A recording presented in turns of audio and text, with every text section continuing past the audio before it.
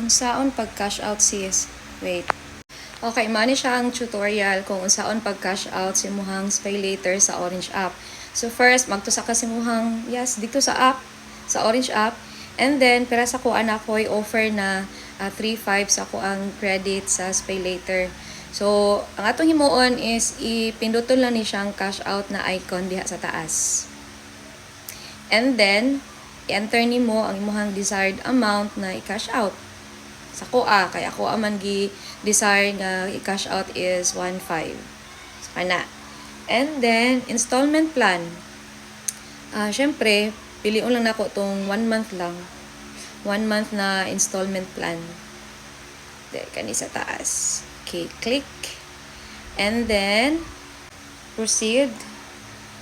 Click proceed.